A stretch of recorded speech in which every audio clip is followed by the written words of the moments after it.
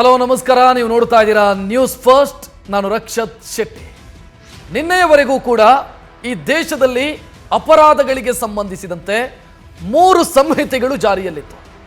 ಅದರ ಆಧಾರದ ಮೇಲೆ ತನಿಖೆಗಳು ನಡೀತಾ ಇತ್ತು. ಕೋರ್ಟ್ನಲ್ಲಿ ಶಿಕ್ಷೆಯ ಪ್ರಮಾಣವೂ ಕೂಡ ಪ್ರಕಟವಾಗ್ತಾ ಇತ್ತು. ಅದ್ಯಾವುದು ಅಂತಂದರೆ ಶಿಕ್ಷೆಗೆ ಸಂಬಂಧಿಸಿದಂತೆ IPC, ತನಿಖಾ ಪ್ರೊಸೀಜರ್ಗೆ ಸಂಬಂಧಿಸಿದಂತೆ CRPC ಮತ್ತು ಸಾಕ್ಷ್ಯಾಧಾರಗಳನ್ನು ಕಲೆ ಹಾಕೋದು ಮತ್ತು ಆ ಪ್ರೊಸೀಜರ್ಗೆ ಸಂಬಂಧಿಸಿದಂತೆ ಇಂಡಿಯನ್ ಎವಿಡೆನ್ಸ್ ಆ್ಯಕ್ಟ್. ಈ 3 ಸಂಹಿತೆಗಳು ಜಾರಿಯಲ್ಲಿತ್ತು. ಆದರೆ ಇವತ್ತಿನಿಂದ ಅದು ಸಂಪೂರ್ಣವಾಗಿ ಬದಲಾಗಿದೆ. ಈ 3 ರದ್ದಾಗಿ ಆ ಜಾಗಕ್ಕೆ ಹೊಸದಾಗಿ 3 ಸಂಹಿತೆಗಳನ್ನು ಆ್ಯಡ್ ಮಾಡಲಾಗಿದೆ. ಅಂದರೆ ಇದನ್ನು ಕ್ಯಾನ್ಸಲ್ ಮಾಡಿ ಆ ಜಾಗಕ್ಕೆ ಹೊಸದಾದಂಥ 3 ಸಂಹಿತೆಗಳನ್ನು ಜಾರಿಗೊಳಿಸಲಾಗಿದೆ. ಇದಕ್ಕೆ ಸಂಬಂಧಿಸಿದಂಥ ಕಂಪ್ಲೀಟ್ ಡೀಟೇಲ್ ನಿಮ್ಮ ಮುಂದೆ ಇಡುವಂಥ ಪ್ರಯತ್ನವನ್ನು ನಾನು ಈ ಕಾರ್ಯಕ್ರಮದ ಮುಖಾಂತರ ಮಾಡ್ತಾ ಹೋಗ್ತೀನಿ. ಯಾವ ಸಂಹಿತೆ ಏನು ಹೇಳುತ್ತೆ, ಏನು ಜನರಿಗೆ ಇದರಿಂದ ಉಪಯೋಗ ಆಗುತ್ತೆ, ಸೆಕ್ಷನ್ಗಳಲ್ಲಿ ಯಾವ ರೀತಿ ಬದಲಾವಣೆ ಆಗುತ್ತೆ, ಇದೆಲ್ಲದರ ಡೀಟೇಲನ್ನು ನಿಮ್ಮ ಮುಂದೆ ಇಡುವಂಥ ಪ್ರಯತ್ನವನ್ನು ನಾನು ಮಾಡ್ತೀನಿ. ಅಪರಾಧದ ಕಾನೂನುಗಳಲ್ಲಿ ಈ ದೇಶದಲ್ಲಿ ಮೇಜರ್ ಆದಂಥ ಬದಲಾವಣೆ ಇವತ್ತಿನಿಂದ ಆಗಿದೆ. ಇವತ್ತಿಗೆ ಬದಲಾಗುವಂತೆ ಕಾನೂನನ್ನು ರೂಪಿಸಲಾಗಿತ್ತು. ಇವತ್ತಿನಿಂದ ಬದಲಾವಣೆಯಾಗಿದೆ. 3 ಪ್ರಮುಖ ಕಾನೂನುಗಳನ್ನು, ಸಂಹಿತೆಗಳನ್ನು ಕೇಂದ್ರ ಸರ್ಕಾರ ಬದಲಾಯಿಸಿದೆ. ಇವತ್ತಿನಿಂದ ಹೊಸ ಕಾನೂನಿನ ಅನ್ವಯ ಕೇಸು ದಾಖಲಾಗ್ತಾ ಇದೆ. ಬ್ರಿಟಿಷರ ಕಾಲದ 2 ಕಾನೂನು ಮತ್ತು ಬ್ರಿಟಿಷರ ಕಾಲದ ನೆರಳಿರುವಂಥ ಮತ್ತೊಂದು CRPC. ಇದನ್ನು ರದ್ದು ಮಾಡಲಾಗಿದೆ. ಸೆಕ್ಷನ್ಗಳಲ್ಲೂ ಬದಲಾವಣೆಗಳಾಗಿದೆ. ಸೆಕ್ಷನ್ಗಳ ಸಂಖ್ಯೆಯೂ ಕೂಡ ಕಡಿಮೆಯಾಗಿದೆ. ಈಗ IPCಯಲ್ಲಿದ್ದಂಥ ಸೆಕ್ಷನ್ಗಳಿಗೂ ಈಗಿನ ಭಾರತೀಯ ನ್ಯಾಯ ಸಂಹಿತೆಯಲ್ಲಿರುವಂಥ ಸೆಕ್ಷನ್ಗಳಿಗೂ ಕೂಡ ವ್ಯತ್ಯಾಸ ಇದೆ, ಕಡಿಮೆಯಾಗಿದೆ. ಅಲ್ಲಿ ಕಂಪೇರ್ ಮಾಡಿದರೆ ಸೆಕ್ಷನ್ಸು ಕಡಿಮೆಯಾಗಿದೆ. ಅದಕ್ಕೆ ಕಾರಣ ಇದೆ. ಯಾಕಂತಂದ್ರೆ IPCಯಲ್ಲಿ ಒಂದು ಪ್ರಾಬ್ಲಮ್ ಇತ್ತು. ಒಂದಿಷ್ಟು ಅಪರಾಧಗಳಿಗೆ ಸಂಬಂಧಿಸಿದಂತೆ ರಿಪೀಟೆಡ್ ಸೆಕ್ಷನ್ಗಳಿತ್ತು. ಅದರಿಂದಾಗಿ ತನಿಖೆಯ ಸಂದರ್ಭದಲ್ಲಿ ಗೊಂದಲಗಳು ಸೃಷ್ಟಿಯಾಗ್ತಾ ಇತ್ತು. ಆ ಸೆಕ್ಷನ್ ಹಾಕಬೇಕು, ಈ ಸೆಕ್ಷನ್ ಹಾಕಬೇಕು ಅಂತ ತನಿಖಾಧಿಕಾರಿಗೆ ಸಮಸ್ಯೆ ಆಗ್ತಾ ಇತ್ತು. ಸೊ ಈ ಎಲ್ಲ ಗೊಂದಲಗಳನ್ನು ಬಗೆಹರಿಸಬೇಕು ಅನ್ನೋ ಕಾರಣಕ್ಕಾಗಿ ಸೆಕ್ಷನ್ಗಳ ಸಂಖ್ಯೆಯನ್ನು ಕಡಿಮೆ ಮಾಡಲಾಗಿದೆ. ಪರ್ಟಿಕ್ಯುಲರ್ ಅಪರಾಧಗಳಿಗೆ ಸಂಬಂಧಿಸಿದಂತೆ ಪರ್ಟಿಕ್ಯುಲರ್ ಸೆಕ್ಷನ್ಗಳನ್ನು ಸ್ಪಷ್ಟವಾಗಿ ಉಲ್ಲೇಖಿಸಲಾಗಿದೆ.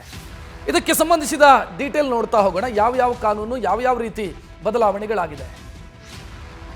ಬ್ರಿಟಿಷರ ಕಾಲದ ಒಟ್ಟು 3 ಕಾನೂನುಗಳು ಈಗ ಬದಲಾಗಿರುವುದು. ಅಂದರೆ 2 ಬ್ರಿಟಿಷರ ಕಾಲದ್ದು ಸ್ಪಷ್ಟವಾಗಿ, ಮತ್ತೊಂದು ಬ್ರಿಟಿಷರ ಕಾಲದ ಕಾನೂನಿಗೆ ಅಥವಾ ಕಾನೂನಿನ ನೆರಳಿರುವಂಥ ಸಂಹಿತೆ. ಒಟ್ಟು 3 ಕಾನೂನುಗಳನ್ನು ಬದಲಾವಣೆ ಮಾಡಲಾಗಿದೆ. ಅದರಲ್ಲಿ ಮೊದಲನೇದಾಗಿ ಯಾವುದು ಅನ್ನೋ ಡೀಟೇಲ್ ನೆಕ್ಸ್ಟ್ ನಿಮ್ಮ ಮುಂದೆ ಬರ್ತಾ ಇದೆ.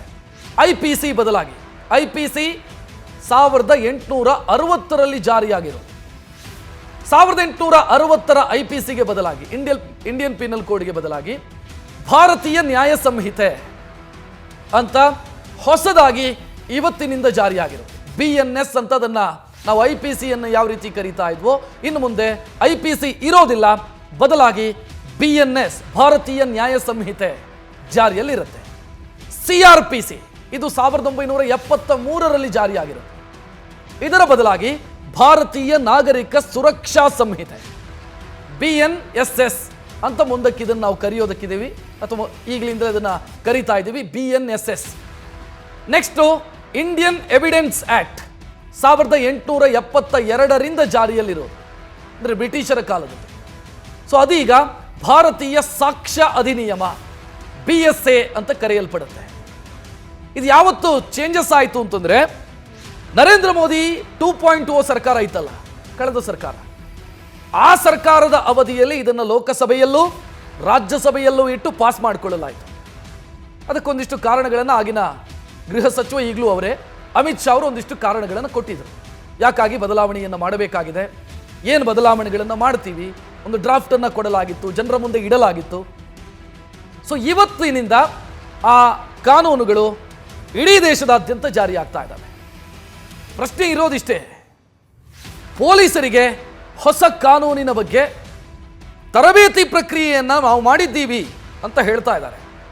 ಮಾಡಿದ್ದಾರೆಯೂ ಕೂಡ, ತರಬೇತಿ ಪ್ರಕ್ರಿಯೆ ಆಗಿದೆ. ಕರ್ನಾಟಕದಲ್ಲೂ ದೇಶದ ಬೇರೆ ಬೇರೆ ರಾಜ್ಯಗಳಲ್ಲೂ ಆ ತರಬೇತಿ ಪ್ರಕ್ರಿಯೆ ಆಗಿದೆ.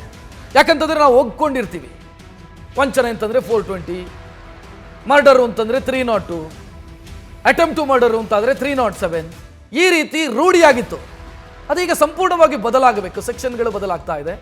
ಸೊ ಆ ಕಾರಣಕ್ಕಾಗಿ ಪೊಲೀಸರಿಗೆ ತರಬೇತಿಯನ್ನು ನೀಡಲಾಗಿತ್ತು.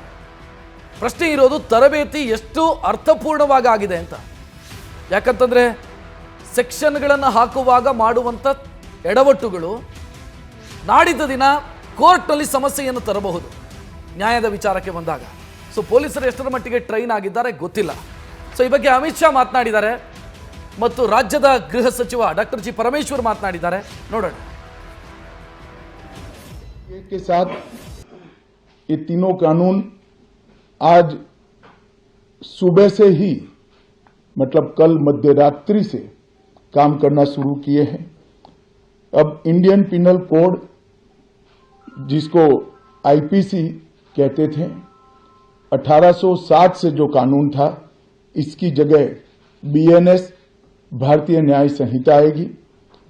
क्रिमिनल प्रोसीजर कोड जिसको सीआरपीसी कहते थे जो 1898 से अमल में था इसकी जगह भारतीय नागरिक सुरक्षा संहिता बीएनएस आएंगे. और इंडियन एविडेंस एक्ट 1872 से जो इस देश की क्रिमिनल जस्टिस सिस्टम को गवर्न करता था इसकी जगह भारतीय साक्ष्य अधिनियम बीएसए लागू होगा.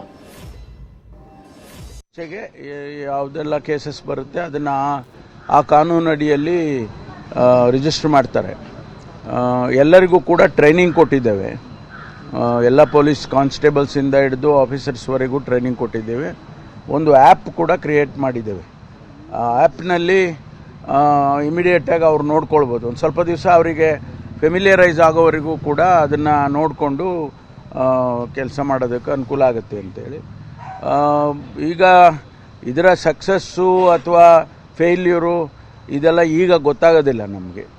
ಕೇಸಸ್ ರಿಜಿಸ್ಟರ್ಗಳಾದಮೇಲೆ ಕೋರ್ಟ್ನಲ್ಲಿ ಯಾವ ರೀತಿ ತಗೊಳ್ತಾರೆ ಅದು ಎಲ್ಲ ಲೀಗಲಿ ಒಂದು ಟೆಸ್ಟಿಂಗ್ ಟೈಮ್ ಇದ್ದಂಗೆ.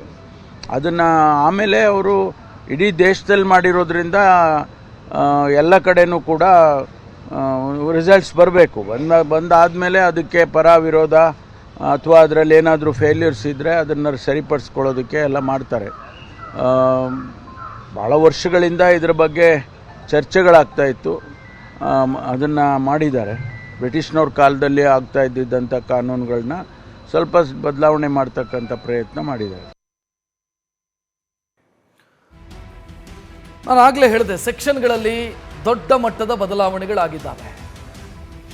ಪ್ರಮುಖವಾಗಿ ಈ ಪ್ರಮುಖ ಅಪರಾಧಗಳನ್ನು ನಾವು ನೋಡ್ತಾ ಹೋದರೆ ಆ ಪ್ರಮುಖ ಅಪರಾಧಗಳಿಗೆ ಸಂಬಂಧಿಸಿದಂತೆ ಏನು ಸೆಕ್ಷನ್ ಹಾಕಲಾಗ್ತಾ ಇತ್ತು, ಈಗ ಏನು ಸೆಕ್ಷನ್ ಬದಲಾವಣೆ ಆಗಿದೆ ನಂಬರ್ಸು ನೋಡ್ತಾ ಹೋಗೋಣ. ಮೊದಲನೇದಾಗಿ ಪ್ರಮುಖ ಅಪರಾಧಗಳ ಪೈಕಿ ಕೊಲೆ ಕೇಸು ಅಂತಾದರೆ ಮೊದಲು IPC ಸೆಕ್ಷನ್ 302 ಅಂದರೆ ಕೊಲೆಗೆ ಶಿಕ್ಷೆ ಅಂತ ಕನ್ಸಿಡರ್ ಮಾಡಿ IPC ಸೆಕ್ಷನ್ 302 ಹಾಕಲಾಗ್ತಾ ಇತ್ತು FIR ಅಲ್ಲಿ.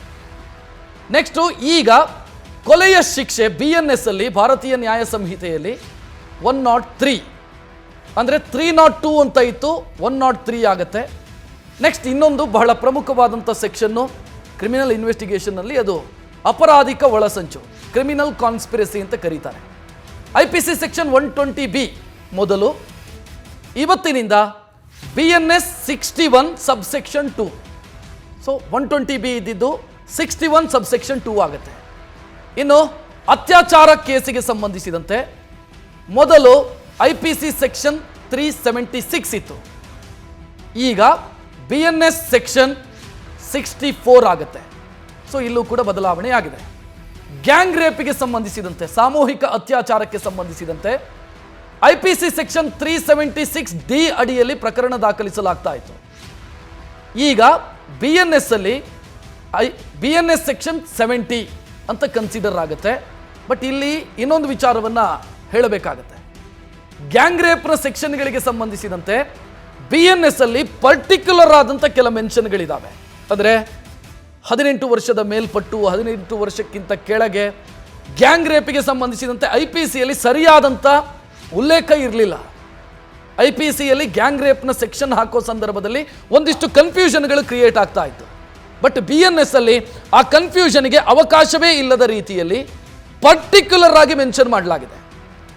ಗ್ಯಾಂಗ್ ರೇಪ್ನ ಸೆಕ್ಷನ್ನು ಮತ್ತು ಗ್ಯಾಂಗ್ ರೇಪು ಯಾವ ರೀತಿ ಅಂದರೆ ಯಾವುದು ಗ್ಯಾಂಗ್ ರೇಪು ಅಂತ ಕನ್ಸಿಡರ್ ಆಗುತ್ತೆ, ಇದೆಲ್ಲವನ್ನ ಕೂಡ ಸ್ಪಷ್ಟವಾಗಿ BNS ಅಲ್ಲಿ ಉದಾಹರಿಸಲಾಗಿದೆ. ಯಾಕೆ ಅಂತಂದರೆ ಮಹಿಳೆಯರ ಮೇಲಿನ ಲೈಂಗಿಕ ದೌರ್ಜನ್ಯದ ವಿಚಾರಗಳು ಅಥವಾ ಆ ಸಂಖ್ಯೆ ಹೆಚ್ಚಾಗ್ತಾ ಇದೆ. ಕಠಿಣ ಕಾನೂನುಗಳನ್ನು ಜಾರಿ ಮಾಡಬೇಕು ಅನ್ನುವಂಥ ಒತ್ತಾಯ ಕೇಳಿ ಬರ್ತಾ ಇದೆ. ಆ ಕಾರಣಕ್ಕಾಗಿ ಇಲ್ಲಿ ಪರ್ಟಿಕ್ಯುಲರ್ ಆಗಿ ಸೆಕ್ಷನ್ಗಳನ್ನು ಇಂಟ್ರೊಡ್ಯೂಸ್ ಮಾಡಲಾಗಿದೆ. ನೆಕ್ಸ್ಟ್ ಇನ್ನು ಲೈಂಗಿಕ ಕಿರುಕುಳ IPC ಸೆಕ್ಷನ್ 354A. ನಿಮಗೆಲ್ಲ ನೆನಪಿರಬಹುದು, HD ರೇವಣ್ಣ ಅವರ ವಿರುದ್ಧ ಹೊಳೆನರಸೀಪುರ ಕೇಸು ಮೊದಲು ದಾಖಲಾಗಿದೆ. ಇದೇ ಕೇಸು 354A IPC. ಇನ್ನು ಮುಂದೆ BNS 75. ಸೊ ಇಲ್ಲೂ ಕೂಡ ಸೆಕ್ಷನ್ ಬದಲಾವಣೆಯಾಗಿದೆ. ಮಹಿಳೆಯ ಅಪಹರಣ, ಅಗೈನ್ ನಾನು ಉದಾಹರಣೆ ಕೊಡಬೇಕು ಅಂತಾದರೆ ರೇವಣ್ಣ ಅವ್ರದೇ ಉದಾಹರಣೆ ಕೊಡ್ಬೋದು. KR ನಗರ ಕೇಸ್ನಲ್ಲಿ IPC ಸೆಕ್ಷನ್ 366 ಅಡಿಯಲ್ಲಿ ರೇವಣ್ಣ ವಿರುದ್ಧ ಕೇಸು ದಾಖಲಾಗಿತ್ತು. ಇನ್ನು ಮುಂದೆ ಮಹಿಳೆಯರ ಅಪಹರಣ ಕೇಸು ಅಂತಾದರೆ ಅದಕ್ಕೆ ಸೆಕ್ಷನ್ BNS ಸೆಕ್ಷನ್ 87. ಇನ್ನು ಉದ್ದೇಶಪೂರ್ವಕವಲ್ಲದ ಮಾನವ ಹತ್ಯೆ IPC 304 ಇತ್ತು. ಮುಂದಕ್ಕೆ BNS 105 ಇದೆ, ಅಥವಾ ಇವತ್ತಿನಿಂದ 105 BNS 105 ಅಡಿಯಲ್ಲಿ ಕೇಸು ದಾಖಲಾಗುತ್ತೆ. ಆತ್ಮಹತ್ಯೆಗೆ ಪ್ರಚೋದನೆ, ಯಾರಾದರೂ ಡೆತ್ ನೋಟಲ್ಲಿ ಹೆಸರು ಬರೆದಿಟ್ಟು ನನ್ನ ಸಾವಿಗೆ ಇಂಥವರು ಕಾರಣ ಅಂತ ಬರೆದಿಟ್ಟು ನೇಣಿಗೆ ಶರಣಾದರು ಅಂತಂದರೆ ಮೊದಲು IPC ಸೆಕ್ಷನ್ 306 ಅಡಿಯಲ್ಲಿ ಕೇಸು ದಾಖಲಾಗ್ತಾ ಇತ್ತು. ಮುಂದೆ ಇವತ್ತಿನಿಂದ BNS 108 ಅಡಿಯಲ್ಲಿ ಕೇಸು ದಾಖಲಾಗುತ್ತೆ. ನೆಕ್ಸ್ಟ್ ಕೊಲೆ ಯತ್ನ, ಇದು ಬಹಳ ಫೆಮಿಲಿಯರ್ ಸೆಕ್ಷನ್ನು. IPC 307 ಸಾಮಾನ್ಯವಾಗಿ ಎಲ್ರಿಗೂ ಗೊತ್ತಿರುವಂಥ ಸೆಕ್ಷನ್ ಇದು. 307 ಈ ರೌಡಿಗಳೆಲ್ಲ ಇದನ್ನು ಪ್ರಶಸ್ತಿ ಅನ್ನೋ ರೀತಿಯಲ್ಲಿ ಓಡಾಡ್ತಾರೆ. ನಾನು 4 7 ಮಾಡಿದ್ದೀನಿ, 8 7 ಮಾಡಿದ್ದೀನಿ ಅಂತೆಲ್ಲ ಓಡಾಡ್ತಾರೆ. ಇನ್ನು ಮುಂದೆ IPC 307 ಇರೋದಿಲ್ಲ, ಬದಲಾಗಿ BNS 109 ಅಟೆಂಪ್ಟ್ ಟು ಮರ್ಡರ್ಗೆ ಸಂಬಂಧಿಸಿದಂಥ ಸೆಕ್ಷನ್.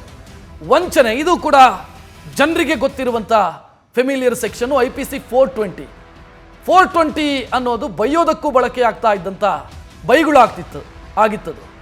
ಅವನೊಬ್ಬ 420 ಅಂತಂದರೆ ಆತ ಒಬ್ಬ ವಂಚಕ ಅಂತ ಅರ್ಥ. ಕಾರಣ ಆ ಸೆಕ್ಷನ್ನು IPC ಸೆಕ್ಷನ್ 420. ಸೊ ಇವತ್ತಿನಿಂದ BNS 318 ಇನ್ನು ಮುಂದೆ ವಂಚಕರನ್ನ ಬೈಯೋ ಸಂದರ್ಭದಲ್ಲಿ 420 ಅಂತ ಬೈದರೆ ಅರ್ಥ ಇಲ್ಲದ ಆಗತ್ತೆ. ಯಾಕಂತಂದರೆ ಸೆಕ್ಷನ್ನೂ ಬದಲಾಗಿದೆ. IPC 420 ಹೋಗಿ BNS 318 ಆಗಿದೆ. ಸೊ ಆ ಮೂಲಕ ಸಂಪೂರ್ಣವಾಗಿ ಸೆಕ್ಷನ್ಗಳಲ್ಲಿ ಬದಲಾವಣೆಗಳಾಗಿದೆ. ಇವತ್ತಿನಿಂದ ಬದಲಾಗಿರುವಂಥ ಕಾನೂನಿನ ಲೆಕ್ಕಾಚಾರಗಳ ಬಗ್ಗೆ ನಾನು ಮಾತನಾಡ್ತಾ ಇದ್ದೆ. ಸೆಕ್ಷನ್ಗಳು ಯಾವ ರೀತಿ ಬದಲಾಗುತ್ತೆ ಮತ್ತು ಏನೇನು ಅನುಕೂಲಗಳಿದ್ದಾವೆ ಅದನ್ನು ವಿವರಿಸೋದಕ್ಕೆ ನಮ್ಮ ಜೊತೆಗೆ ವಕೀಲರು, ಹೈಕೋರ್ಟ್ ವಕೀಲರು ಸುನಿಲ್ ಕುಮಾರ್ ನೇರ ಸಂಪರ್ಕದಲ್ಲಿ. ಸುನಿಲ್ ಕುಮಾರ್ ಅವರೇ ನಮಸ್ಕಾರ. ನಮಸ್ತೆ. ನಮಸ್ತೆ. ಕಂಗ್ರ್ಯಾಚುಲೇಷನ್, ಮತ್ತೆ ವಿದ್ಯಾರ್ಥಿ ಆಗ್ತಾ ಇದ್ದೀರಿ ತಾವು ಕೂಡ. ಹೌದು, ಥ್ಯಾಂಕ್ ಯು. ಏನು ಹೇಳ್ತೀರಿ, ಯಾವ ರೀತಿ ಬದಲಾವಣೆ, ಯಾಕೆ ಮತ್ತು ಬದಲಾವಣೆಯಿಂದ ಏನಾಗತ್ತೆ ಅಂತ? ರಕ್ಷಿತ್, ಈಗ ಬದಲಾದಂತ ಸನ್ನಿವೇಶಗಳು, ಇಂಪ್ರೂವ್ಮೆಂಟ್ ಇನ್ ಟೆಕ್ನಾಲಜಿ ಎಲ್ಲವೂ ಆಗ್ತಾ ಅನೇಕ ಈ ಕಾನೂನಿನ ಆಯಾಮಗಳಲ್ಲೂ ಕೂಡ ಬದಲಾವಣೆ ಬರಬೇಕು ಅನ್ನೋದು ಕೋರ್ಟ್ ನಲ್ಲಿ ನ್ಯಾಯಾಧೀಶರು ಕೂಡ ಅನೇಕ ಸಲ ಅದನ್ನ ಒಪಿನಿಯನ್ ಎಕ್ಸ್ಪ್ರೆಸ್ ಮಾಡಿದ್ರು. ಈಗ ನಾವು ಬ್ರಿಟಿಷ್ ಅವರ ಕಾನೂನು 1800s ಅಲ್ಲಿ ಬರ್ದಿರುವಂತ ಕಾನೂನು ಇಟ್ಕೊಂಡು ಈಗ ಇನ್ಫಾರ್ಮೇಶನ್ ಟೆಕ್ನಾಲಜಿನಲ್ಲಿ ಡಿಜಿಟಲ್ ಎವಿಡೆನ್ಸ್ ಕಲೆಕ್ಷನ್ ಆಗ್ಬೋದು, ಅಥವಾ ಮಿನಿಮಮ್ ಟೈಮ್ ಫ್ರೇಮ್ ಇಟ್ಕೊಂಡು ಇನ್ವೆಸ್ಟಿಗೇಷನ್ ಕಂಪ್ಲೀಟ್ ಮಾಡೋದಾಗ್ಬೋದು, ಮತ್ತು ಮಹಿಳೆಯರು ಮತ್ತು ಮಕ್ಕಳ ಮೇಲೆ ಆಗ್ತಿರುವಂತ ಕ್ರೈಮ್ಸ್ ಗಳನ್ನ ಹೇಗೆ ಕಂಟ್ರೋಲ್ ಮಾಡುವಂತದ್ದಾಗ್ಬೋದು, ಮತ್ತು ತ್ವರಿತವಾಗಿ ಯಾರು ನೊಂದಿರ್ತಾರೋ ಅವ್ರಿಗೆ ತ್ವರಿತವಾಗಿ ನ್ಯಾಯ ಕೊಡಿಸುವಂತದ್ದಾಗ್ಬೋದು. ಹಾಗಾಗಿ ಎಲ್ಲದಕ್ಕೂ ಕೂಡ ಆಮೂಲಾಗ್ರ ಬದಲಾವಣೆ ಬೇಕು ಅಂತ ಹೇಳಿ ಕೇಂದ್ರ ಸರ್ಕಾರಕ್ಕೆ ಗಮನ ಬಂದು ಅವರು ಒಂದು ಕಮಿಟಿನ ಸೆಟಪ್ ಮಾಡಿ ಈಗ ಈ ನಮ್ಮ ಭಾರತೀಯ ನ್ಯಾಯ ಸಂಹಿತ ಅಂತ ಕಾನೂನನ್ನು ತಂದಿದ್ದಾರೆ. ಸೊ ಬಹಳಷ್ಟು ಒಂದು ಅಡ್ವಾಂಟೇಜಸ್ ಕಾನೂನು ಇದೆ.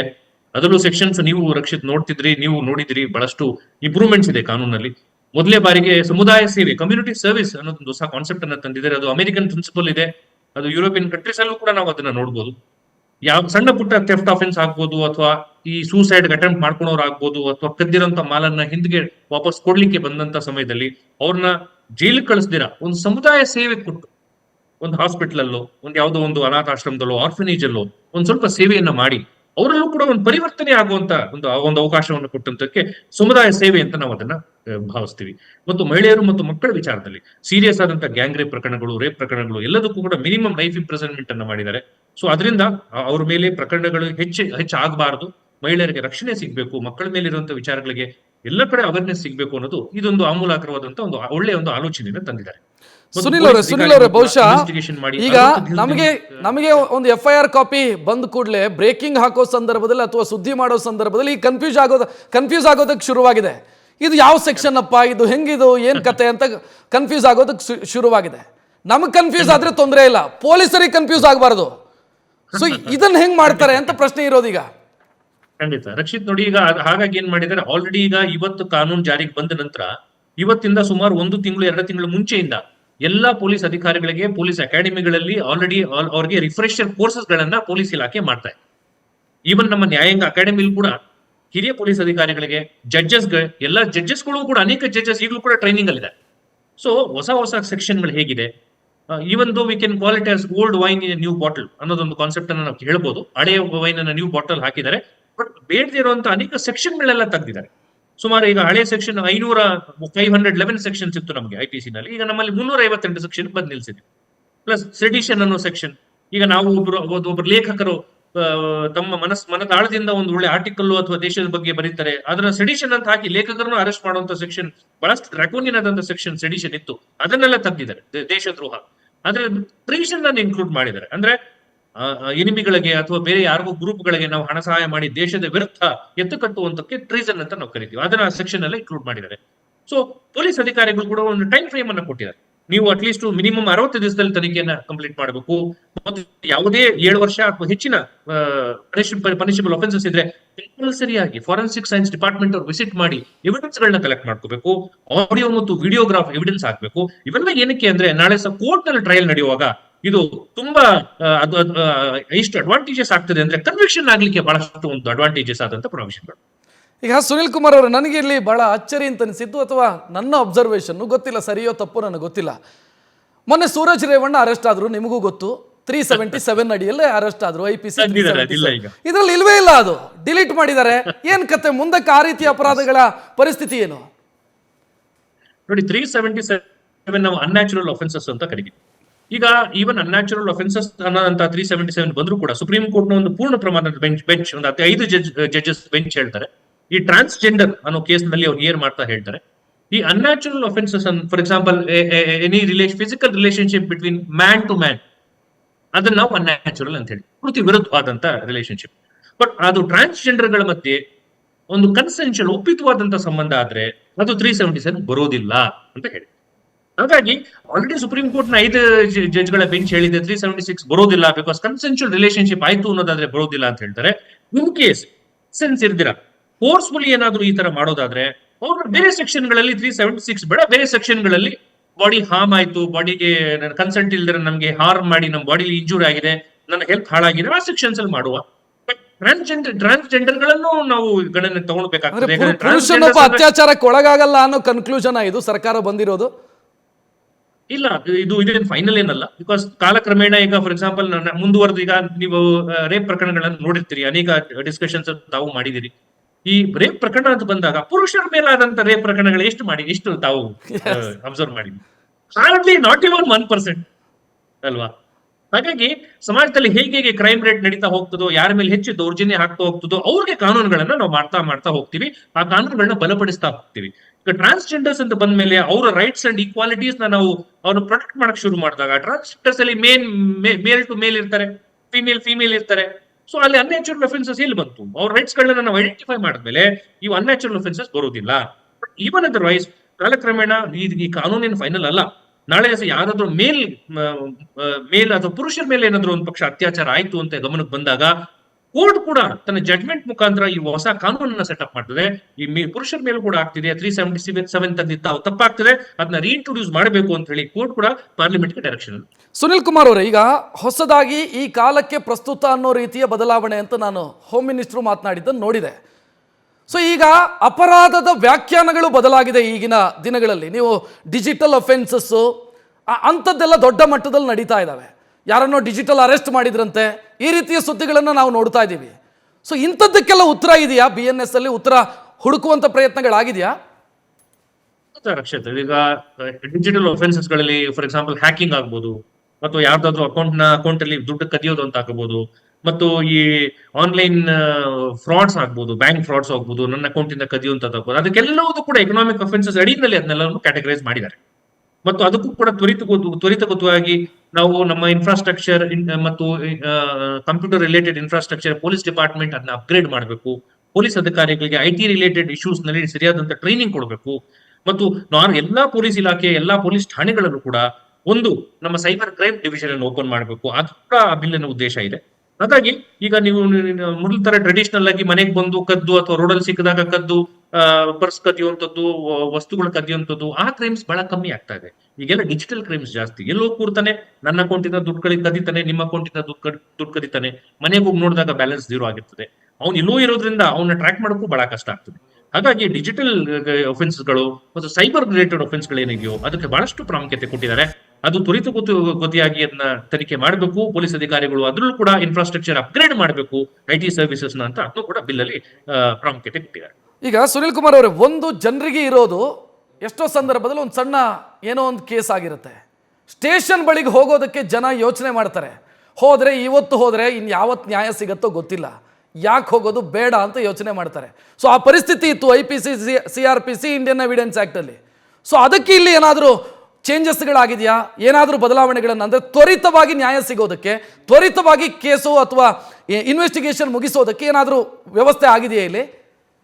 ಖಂಡಿತ ರಕ್ಷಿತ್. ನೋಡಿ, ಈಗ ಮೊದಲನೇದಾಗಿ FIR ಇಂದ ಶುರು ಆಗ್ತದೆ. BNSL ನಾವು ನ್ಯಾಯ ಸಂಹಿತಾನಲ್ಲಿ, ಭಾರತೀಯ ನ್ಯಾಯ ಸಂಹಿತದಲ್ಲಿ BNSL ಏನ್ ಮಾಡ್ತಾರೆ, the copy of the FIR ಅದನ್ನು ಕೂಡ ಕಂಪಲ್ಸರಿಯಾಗಿ ಫ್ರೀ ಆಫ್ ಕಾಸ್ಟ್ ಯಾರ ಮೇಲೆ ಆರೋಪ ಇರುತ್ತೋ, ಯಾರ ಮೇಲೆ FIR ಮಾಡ್ತಿರೋ ಅವ್ರಿಗೆ ಇಮಿಡಿಯೇಟ್ ಆಗಿ ನೀವು FIR ಕಾಪಿ ಕೊಡಬೇಕು ಅಂತ ಅಲ್ಲಿಂದ ಶುರು ಆಗ್ತದೆ.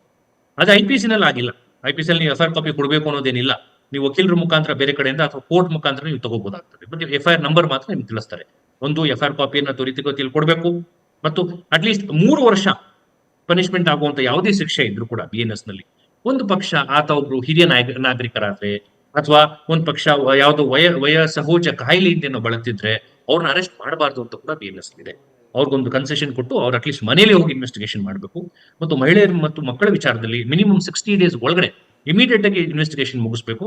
ಮತ್ತು DYSP ಮತ್ತು ACP ಲೆವೆಲ್ ಆಫೀಸರ್ಸ್ ಯಾರಿರ್ತಾರೋ ಅವ್ರು ಖಂಡಿತವಾಗ್ಲೂ ಸತತವಾಗಿ ಇದನ್ನ ಮಾನಿಟರ್ ಮಾಡಬೇಕು. ಮತ್ತು ಕೋರ್ಟ್ ನಲ್ಲಿ ಪ್ರಕರಣ ತಗೊಂಡಾಗ ಡೆಪ್ಯೂಟಿ ಡೈರೆಕ್ಟರ್ ಆಫ್ ಪ್ರಾಸಿಕ್ಯೂಷನ್ ಯಾರು ಬರ್ತಾರೋ ಮತ್ತು ಅಸಿಸ್ಟೆಂಟ್ ಡೈರೆಕ್ಟರ್ ಆಫ್ ಪ್ರಾಸಿಕ್ಯೂಷನ್ ಯಾರು ಬರ್ತಾರೋ ಅವರು 7 ವರ್ಷ ಅಥವಾ ಹೆಚ್ಚಿನ ಶಿಕ್ಷೆ ಆಗುವಂತ ಪ್ರಕರಣಗಳಲ್ಲಿ ತಾವೇ ಖುದ್ದಾಗಿ ಮಾನಿಟರ್ ಮಾಡಿ ಅಪೀಲ್ ಹಾಕ್ಬೇಕಾ, ಇದಕ್ಕೆ ಯಾವ ತರ ಅಬ್ಜೆಕ್ಷನ್ ಹಾಕ್ಬೇಕು, ಎಲ್ಲವನ್ನೂ ಕೂಡ ಖುದ್ದಾಗಿ ಮಾನಿಟರ್ ಮಾಡಿ. IPC ನಲ್ಲಿ ಆತರ ಎಲ್ಲೂ ಇಲ್ಲ. IPC ನಲ್ಲಿ ಪಬ್ಲಿಕ್ ಪ್ರಾಸಿಕ್ಯೂಟರ್ ಡೊಮೈನ್ ಕೊಟ್ಟಿರ್ತಾರೆ. ಪಬ್ಲಿಕ್ ಪ್ರಾಸಿಕ್ಯೂಟರ್ಸ್ ಅದನ್ನ ಹ್ಯಾಂಡಲ್ ಮಾಡ್ತಾರೆ, ಅದನ್ನ ಆರ್ಗ್ಯುಮೆಂಟ್ ಮಾಡ್ತಾರೆ, ಅಬ್ಜೆಕ್ಷನ್ ಹಾಕಿ ಅದನ್ನ ಟ್ರಯಲ್ ನಡೆಸ್ತಾ ಹೋಗ್ತಾರೆ. ಬಟ್ ಇಲ್ಲಿ ಡೆಪ್ಯೂಟಿ ಡೈರೆಕ್ಟರ್ ಆಫ್ ಪ್ರಾಸಿಕ್ಯೂಷನ್ ಬರ್ತಾರೆ ಮೊದಲೇ ಬಾರಿ, ಅಸಿಸ್ಟೆಂಟ್ ಡೈರೆಕ್ಟರ್ ಆಫ್ ಪ್ರಾಸಿಕ್ಯೂಷನ್ ಬರ್ತಾರೆ, ಅವರು ಬರ್ತಾರೆ. ಹಾಗಾಗಿ ಹೆಚ್ಚಿನ ಜವಾಬ್ದಾರಿ ಕೊಡ್ತಾ ಇದ್ದಾರೆ ಪ್ರಾಸಿಕ್ಯೂಷನ್ ಡಿಪಾರ್ಟ್ಮೆಂಟ್ಗೆ, ಕನ್ವಿಕ್ಷನ್ ರೇಟ್ ಅನ್ನು ಹೆಚ್ಚಿಸಲಿಕ್ಕೆ ಮತ್ತು ವೃತ್ತಿಯವರಿಗೆ ನ್ಯಾಯ ಸಿಗಬೇಕು ಅನ್ನೋ ರೀತಿಯಲ್ಲಿ ಅತಿ ಹೆಚ್ಚಿನ ಒಂದು ಅವಕಾಶವನ್ನ ಈ BNS ಕೊಟ್ಟಿದೆ. ಸುನಿಲ್ ಕುಮಾರ್ ಅವರೇ, ಒಂದು ಕನ್ಫ್ಯೂಷನ್ನು ಅಥವಾ ನನಗೆ ಹುಟ್ಟಿಕೊಂಡಿರುವಂಥ ಪ್ರಶ್ನೆ, ಈಗ ಎಷ್ಟೋ ಸಂದರ್ಭದಲ್ಲಿ ನಿಮಗೂ ಗೊತ್ತು, 2 ತಿಂಗಳು 3 ತಿಂಗಳು 5 ತಿಂಗಳು ನಂತರನೂ ಕೂಡ ಕೇಸ್ ಕೊಡೋದಂತೂ ಇದೆ. ಅದಕ್ಕೆ ಅವ್ರು ಕಾರಣ ಕೊಡ್ತಾರೆ, ನನ್ನನ್ನು ಹೆದರಿಸಿದ್ರು, ಬೆದರಿಸಿದ್ರು, ಆ ಕಾರಣಕ್ಕಾಗಿ ನನಗೆ ಕಂಪ್ಲೇಂಟ್ ಕೊಡೋದಕ್ಕಾಗಲಿಲ್ಲ, ಈ ರೀತಿ ಮಾಡೋದಿದೆ. ಅಂಥ ಕೇಸ್ಗಳಲ್ಲಿ ಈಗ BNS ಅಡಿಯಲ್ಲಿ ಕೇಸು ದಾಖಲಾಗಬೇಕು, IPC ಅಡಿಯಲ್ಲಿ ಕೇಸು ದಾಖಲಾಗಬೇಕು, ನೆಕ್ಸ್ಟ್ ಆ ರೀತಿಯ ಕೇಸ್ ಬಂದರೆ ಸ್ಟೇಷನ್ಗೆ? ನೋಡಿ Rakshath, yes that's A good question. Because ಎಲ್ಲರಿಗೂ ಅದ್ರ ಅನುಮಾನ ಇದೆ. ಬಿಕಾಸ್ ಜನಸಾಮಾನ್ಯರಿಗೂ ಗೊತ್ತಾಗಬೇಕು. ಅದು ಯಾವಾಗಲೇ ಹೆದರ್ಸಿದ್ರು, ಏನೇ ಹೆಚ್ಚು ಕಮ್ಮಿ ಆಗಿದ್ರು ಕೂಡ ಇವತ್ತು ಬಂದು ನಾನು ಕಂಪ್ಲೇಂಟ್ ಕೊಡ್ತೀನಿ ಅನ್ನೋದಾದ್ರೆ ಇವತ್ತು BNS ಅಡಿನಲ್ಲೇ ನಾನು ಕಂಪ್ಲೇಂಟ್. 3 ತಿಂಗಳು ಮುಂಚೆ ಹೆದರ್ಸಿದ್ರು, ಇನ್ಸಿಡೆಂಟ್ ಆಗಿತ್ತು, ಬಟ್ ನಾನು ಸುಮ್ಮನೆ ಇದ್ದೆ ಯಾಕಂದ್ರೆ ನನಗೆ ಭಯ ಇತ್ತು. ಬಟ್ ಇವತ್ತು ನಾನು ಕೊಟ್ಟಾಗ as on today the law that comes into force across the territory of India. ಹಾಗಾಗಿ BNS ಅಡಿನಲ್ಲಿ ಅವ್ರು FIR ರಿಜಿಸ್ಟರ್ ಮಾಡ್ಕೋತಾರೆ. ಬಟ್ ಇನ್ಸಿಡೆಂಟ್ ಅಲ್ಲಿ ಅವ್ರು ಹೇಳುವಾಗ 3 ತಿಂಗಳು ಮುಂಚೆ ಅವ್ರು ಹೊಡೆದಿದ್ರಂತೆ, ಇನ್ಸಿಡೆಂಟ್ ಆಗಿತ್ತಂತೆ, ಬಟ್ ಅವ್ರ ಭಯ ಇತ್ತು. ಈಗ 3 ತಿಂಗಳಾದ ನಂತರ ಈಗ ಸ್ವಲ್ಪ ಅವ್ರು ಚೇತರಿಸ್ಕೊಂಡು ಸ್ವಲ್ಪ ವಕೀಲರ ಹತ್ರ ಅಥವಾ ಕಾನೂನಿನ ಅಡ್ವೈಸ್ ಅನ್ನ ತಗೊಂಡು ಈಗ ಬಂದು ಕೊಡ್ತಾ ಇದ್ದಾರೆ. But as on today BNS already ಜಾರಿನಲ್ಲಿದೆ, IPC ಇಲ್ಲ. ಹಾಗಾಗಿ ಆಸ್ ಆನ್ ಟುಡೇ ಕೊಟ್ರೆ ಇವತ್ತಿಂದ ಎಲ್ಲ ಪ್ರಕರಣಗಳು ಕೂಡ IPC ಅಡಿನಲ್ಲೇ ದಾಖಲೆ. ಈಗ 377 ವ್ಯಾಪ್ತಿಗೆ ಬರುವಂತ ಕೇಸು ಅಂತಾದ್ರೆ ನಾನು ಮತ್ತೆ ಅದನ್ನೇ ಕೇಳ್ತೀನಿ, ಇಲ್ಲಿ BNS ಅಲ್ಲಿ ಇಲ್ವೇ ಇಲ್ಲ ಅದು ಸೆಕ್ಷನ್, ನೀವು ಹೆಂಗ್ ಕೇಸ್ ಹಾಕೋದಕ್ಕೆ ಸಾಧ್ಯ? ನನಗೆ ಏಪ್ರಿಲ್ ಅಲ್ಲಿ ದೌರ್ಜನ್ಯ ಆಗಿದೆ ಅಂತ ಒಬ್ಬ ಬರ್ತಾನೆ, ಆಗ ಏನ್ ಮಾಡ್ತೀರಿ? ಈಗ ನನಗೆ ದೌರ್ಜನ್ಯ ಆಗಿದೆ ಅಂತ ಬರ್ತಾರೆ, ಆಗ ಪೊಲೀಸ್ ಅಧಿಕಾರಿಗಳು ಏನ್ ಮಾಡ್ತಾರೆ, ಯಾವ ರೀತಿ ದೌರ್ಜನ್ಯ ಅಂತಾನು. ಮತ್ತು ಎರಡನೇದು, ಈ ದೌರ್ಜನ್ಯ ಆದಂತ ಪ್ರಕರಣಗಳಲ್ಲಿ ಒಂದ್ ಸ್ವಲ್ಪ ಪ್ರಿಲಿಮಿನರಿ ಎನ್ಕ್ವೈರಿ ಮಾಡಬಹುದು ಅಂತ ಕೂಡ BNS ಅಲ್ಲಿ ಒಂದು ಆಪ್ಷನ್ ಕೊಟ್ಟಿದ್ದಾರೆ. ಪ್ರಿಲಿಮಿನರಿ ಎನ್ಕ್ವೈರಿ ಏನು? ಫಾರ್ ಎಕ್ಸಾಂಪಲ್ 1 ವರ್ಷಕ್ಕೆ ಮುಂಚೆ ನನಗೆ ದೌರ್ಜನ್ಯ ಆಗಿತ್ತು ಅಥವಾ 8 ತಿಂಗಳ ಮುಂಚೆ ನನಗೆ ದೌರ್ಜನ್ಯ ಆಗಿತ್ತು ಅನ್ನೋದಾದ್ರೆ ನಾವು ಯಾವ್ದನ್ನ ಹಾಸ್ಪಿಟಲ್ ಟ್ರೀಟ್ಮೆಂಟ್ ತಗೊಂಡ್ರ, ಯಾರಾದ್ರೂ ವೈದ್ಯರ ಚಿಕಿತ್ಸೆ ತಗೊಂಡಿರೋ ಮೆಡಿಕಲ್ ರಿಪೋರ್ಟ್ ಇದೆಯಾ ಈ ತರ ತಮ್ಮ ಮೇಲೆ ದೌರ್ಜನ್ಯ ಆಗಿದೆ ಅಂತ. ಯಾಕಂದ್ರೆ ತಕ್ಷಣ ನೋಡಿ, ಕಾನೂನಿನ ಅಡಿನಲ್ಲಿ ಕ್ರಿಮಿನಲ್ ಲಾ ಅಂದ್ರೆ it is always subject to even manipulation also. ಸುಳ್ಳು ಪ್ರಕರಣ ಕೊಡುವಂತ ಅವಕಾಶಗಳು ಬಹಳಷ್ಟು ಇರ್ತವೆ. ಹಾಗಾಗಿ ಎರಡು ನಾವು ನೋಡ್ಬೇಕಾಗ್ತದೆ. ಆ ಎರಡು ತಕಡಿನಲ್ಲಿ ನ್ಯಾಯ ಎಷ್ಟಿದೆ, ಇದ್ರಲ್ಲಿ ಮೋಸ ಎಷ್ಟಿದೆ, ಎರಡನ್ನೂ ನೋಡ್ಬೇಕಾಗ್ತದೆ. ಒಂದು ಪಕ್ಷ ಬರೀ ಹರಾಸ್ಮೆಂಟ್ಗೋ ಅಥವಾ ಬ್ಲಾಕ್ ಮೇಲ್ ಬಂದು 1 ವರ್ಷಕ್ಕೆ ಮುಂಚೆ ಸರ್ ನನ್ನ ಮೇಲೆ ಹರಾಸ್ಮೆಂಟ್ ಆಗಿತ್ತು, ಈಗ ನಾನು ಕಂಪ್ಲೇಂಟ್ ಕೊಡ್ತಾ ಇದ್ದೀನಿ ಅನ್ನೋದಾದ್ರೆ ಸಮಂಜಸವಾದಂತಹ ಆ ಡಿಲೇಗೆ ಒಂದು ಕಾರಣವನ್ನು ನೋಡ್ಬೇಕಾಗ್ತದೆ. 1 ವರ್ಷ ತಾವೇನ್ ಮಾಡ್ತಿದ್ರಿ? ಇಂಜುರಿ ಆಗಿದ್ರೆ, ನಿಮ್ಗೆ ಅವಮಾನ ಆಗಿದ್ರೆ, ನಿಮ್ಗೆ ನೋವಾಗಿದ್ರೆ, ಹಾಸ್ಪಿಟಲ್ ಚಿಕಿತ್ಸೆ ತಗೊಂಡಿದ್ರೆ ಎಲ್ಲಿದೆ ರಿಪೋರ್ಟ್ಸ್ ಅವೆಲ್ಲ ನೋಡ್ತಾರೆ. ಒಂದು ಪಕ್ಷ ರಿಪೋರ್ಟ್ಸ್ ಎಲ್ಲ ಕರೆಕ್ಟ್ ಆಗಿದ್ದು ಏನು ಹೆದರಿಸಿ ಬದರಿಸಿ ಮಾಡಿದ್ರು ಅನ್ನೋದಾದ್ರೆ ಈಗ 377 ಇಲ್ವೇ ಇಲ್ಲ. 377 ಅಡಿಯಲ್ಲಿ ದಾಖಲು ಮಾಡ್ಕೊಡಿ ಅಂತ ಕೊಟ್ಟಾಗ ಇವರು ಕೂಡ ಪೊಲೀಸರು as per the new act ಏನೂ ಮಾಡ್ಲಿಕ್ಕೆ ಆಗೋದಿಲ್ಲ. ಆಗ ಅನಿವಾರ್ಯವಾಗಿ ಹೈಕೋರ್ಟ್ ಅಪ್ಲಿಕೇಶನ್ ಅಲ್ಲಿ ಹಾಕಿ ಈಗ 376 377 ಇಲ್ಲ, ನನ್ನ ಮೇಲೆ ಆಲ್ರೆಡಿ 1 ವರ್ಷಕ್ಕೆ ಮುಂಚೆ ದೌರ್ಜನ್ಯ ಆಗಿತ್ತು, ಆಗ ದೌರ್ಜನ್ಯ ಆದಾಗ 377 ಇತ್ತು, ಹಾಗಾಗಿ ಪೊಲೀಸ್ ಅಧಿಕಾರಿಗಳಿಗೆ ತಾವು ಡೈರೆಕ್ಷನ್ ಕೊಡಿ, ಹಳೆ ಸೆಕ್ಷನ್ ಅಡಿನಲ್ಲಿ ದಾಖಲು ಮಾಡ್ಕೋಬಹುದು ಅಂತ ಹೇಳಿದಾಗ as A special case high court direction ಕೊಟ್ಟ ನಂತರ 377 ಅಡಿನಲ್ಲಿ ಕೂಡ ಪ್ರಕರಣವನ್ನು ಹಳೆ ಪ್ರೊವಿಷನ್ ದಾಖಲೆ. ಇನ್ನು ಸಮುದಾಯ ಸೇವೆ ಬಗ್ಗೆ ತಾವು ಆಗ್ಲೇ ಪ್ರಸ್ತಾಪ ಮಾಡಿದ್ರಿ, ಇದು ವೆಲ್ಕಮ್ ಮೂವ್ ಸುನಿಲ್ ಕುಮಾರ್ ಅವರೇ. ಯಾಕಂತಂದ್ರೆ ಈ ಸಮುದಾಯ ಸೇವೆಯ ವ್ಯಾಪ್ತಿ ಹೆಂಗಿರುತ್ತೆ ಅಂತ ಒಂದು ಕನ್ಫ್ಯೂಷನ್ ಇದೆ. ಅಂದ್ರೆ ಯಾರಿಗೆ ಅದರ ಅವಕಾಶ, ಸೊ ಹೆಂಗದು ಏನು ಅಂತ. ರಕ್ಷತ್ ನೋಡಿ, ಸಮುದಾಯ ಸೇವೆ ಅಂತ ಹೇಳಿದ್ದಾರೆ, ಬಟ್ ಅದನ್ನ ಟು ಬಿ ಫ್ರಾಂಕ್ ತುಂಬಾ ಚೆನ್ನಾಗಿ ಡಿಫೈನ್ ಮಾಡಿಲ್ಲ ಇನ್ನ. ಅದಕ್ಕೆ ರೂಲ್ಸ್ ಅನ್ನ ನಾವು ಫ್ರೇಮ್ ಮಾಡ್ಬೇಕಾಗ್ತದೆ.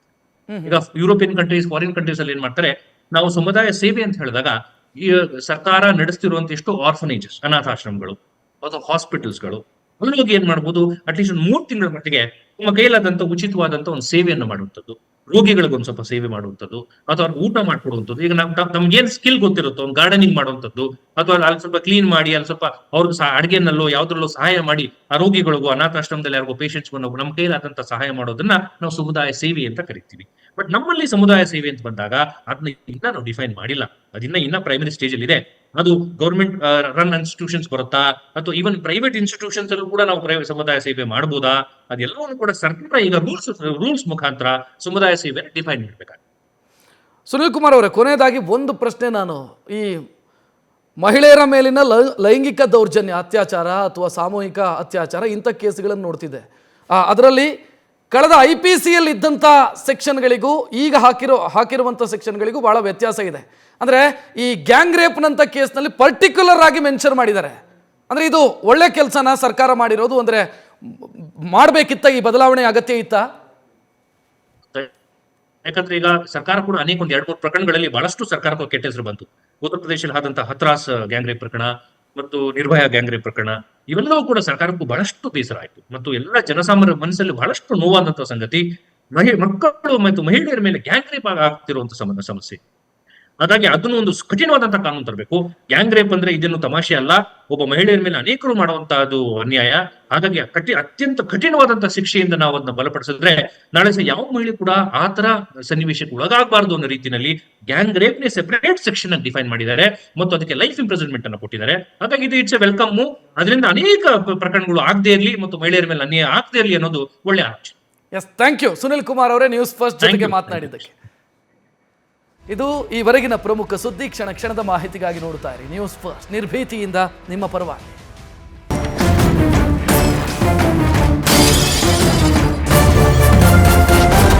ನ್ಯೂಸ್ ಫಸ್ಟ್, ನಿರ್ಭೀತಿಯಿಂದ ನಿಮ್ಮ ಪರವಾಗಿ.